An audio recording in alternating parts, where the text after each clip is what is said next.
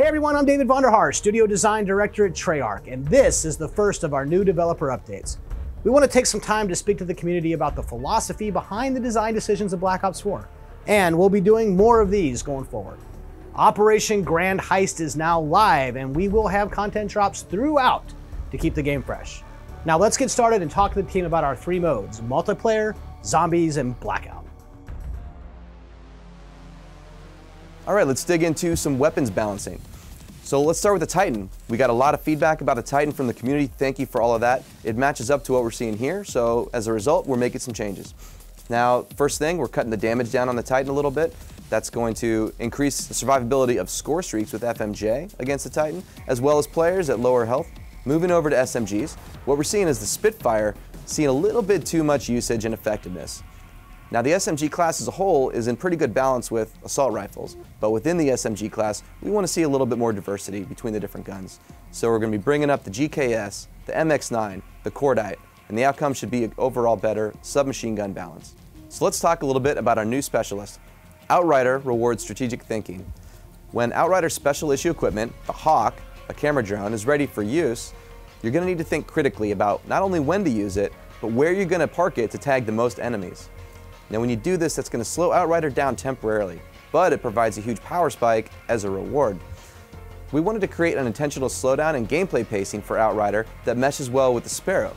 So in this game, the Sparrow pulls arrows back to full power faster than before and with more zoom potential in the new scope. But the trade-off is that multiple successive arrows are going to fire slower between shots. So Outrider is really all about finding the right opportunity and making the most of it. We're always listening to community feedback, and we've made these changes in direct response to your feedback.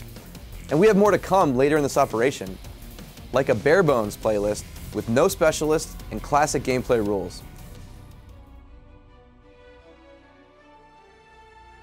So our new operation just dropped. With it comes a new gauntlet for Classified called DEFCON 5.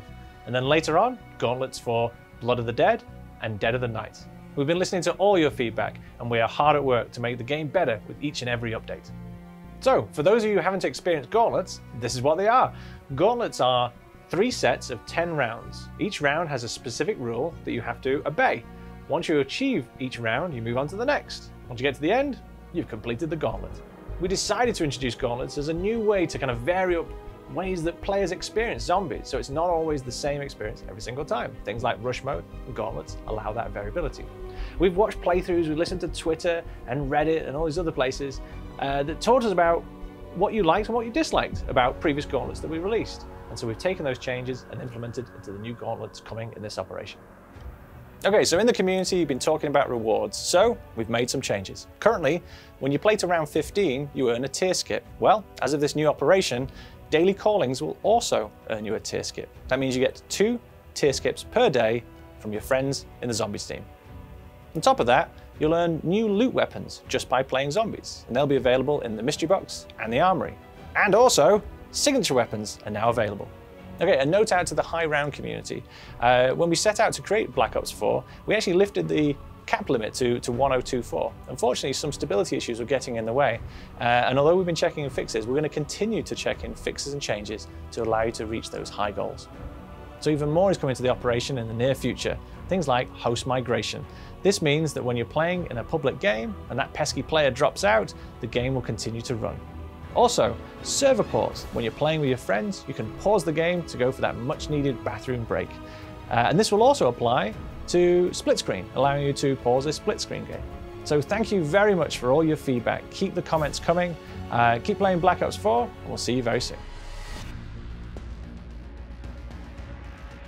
Let's talk about Blackout and some of the philosophy behind all of our new updates in Operation Grand Heist.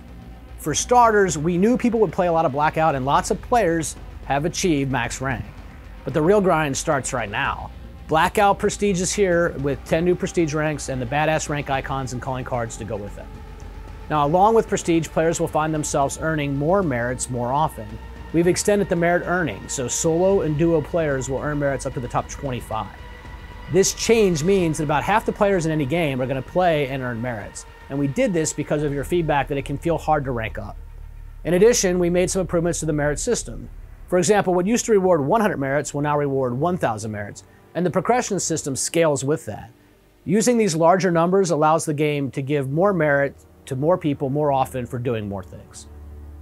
We have got some awesome quality of life improvements in this operation. For starters, in the quick equip menu, items of the same type will now only appear once, like they do in the stash UI. So this uses less space to show you more things. We've added the ability to instantly swap attachments from the gun you're holding to the gun you pick up. Swap and attach. No more stripping items on the fly. Pick up and equip now also works for equipment and health items. Now you can grab that trauma kit and use it immediately. This is just the beginning. Blackout will be continuously updated throughout this operation. We will have even more game modes on the way, like hardcore, and we'll do more weapons and we'll do more equipment. Now we're excited for this operation and we'll be talking to you like this more often. Thanks for playing. See you online.